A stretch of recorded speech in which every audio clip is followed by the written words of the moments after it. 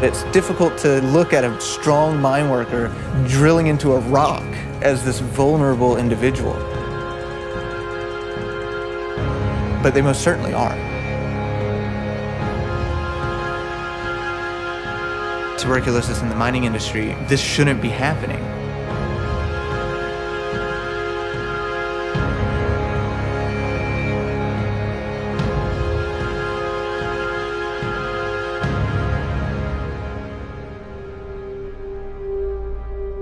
Gold has always exercised a kind of special, magical quality and allure in human life and human history. South Africa, in many ways, it's a creature of gold.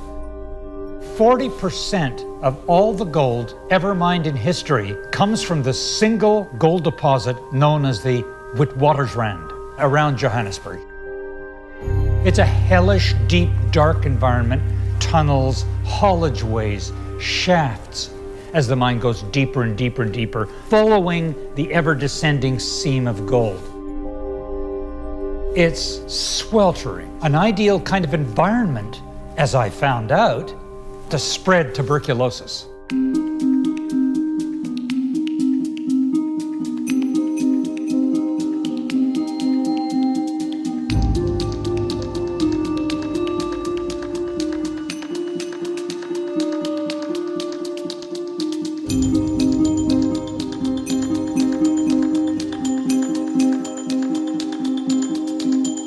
So imagine being in a very small enclosed area for hours on end, days on end, year over year, getting exposed to this bacteria down deep in the earth, or living in the hostels around the mining industry.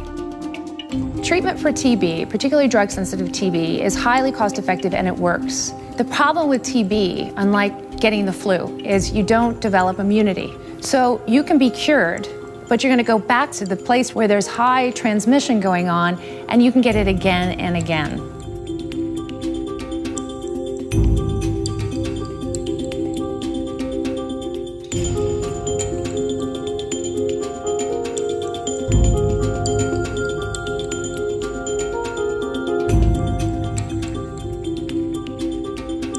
So men at the mine aren't permanent residents at the mine. They go home. About 60% of the men go home up to twice a month.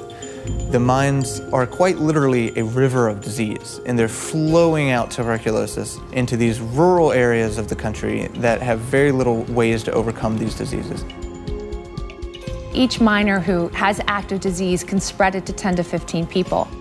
And even if mines start shutting down in South Africa, that migratory workforce is going to take that TB burden across the entire continent, if it hasn't already. If we want to overcome tuberculosis, we need to start in the mines.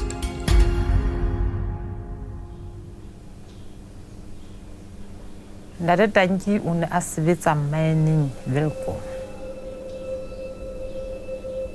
E ne le banana ba bane le bashanyana ba babedi. O ne a na le boikarabelo le go tsotella lelapa la hae. Nna le molekane wa ka re bile le bana ba tsheletseng.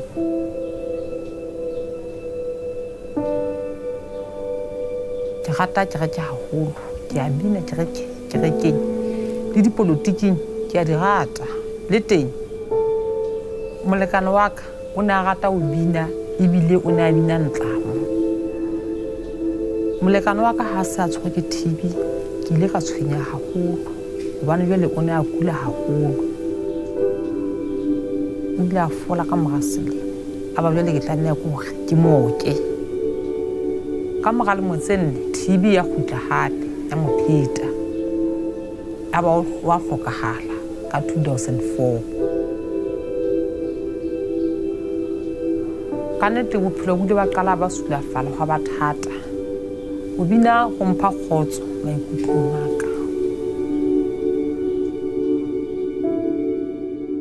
You can tell the extent of miners in a community by looking at the number of widows in that community. Being sent home to die is a very real thing.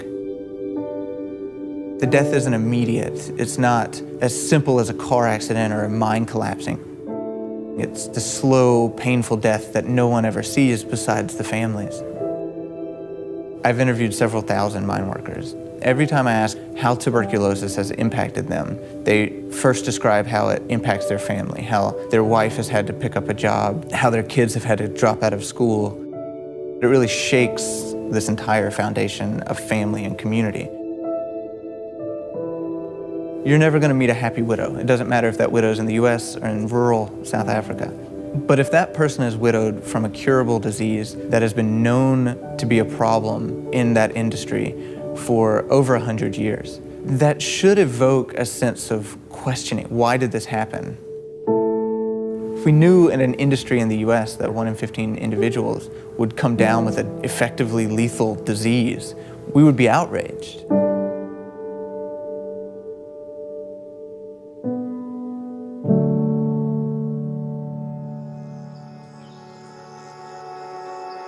If we don't combat drug-resistant tuberculosis in the mines, it's not going to simply impact families and communities, but it's going to undermine the entire economy of Southern Africa. As much as $1.3 billion a year is lost due to tuberculosis. That's an enormous economic burden. I was actually shocked at industry executives who knew nothing about this. Many companies have made improvements, but none of them seem to admit that they're not going to get ahead of this. The reality is that if we speak about elimination, not only in the mines, but in general, you cannot go to elimination without a vaccine.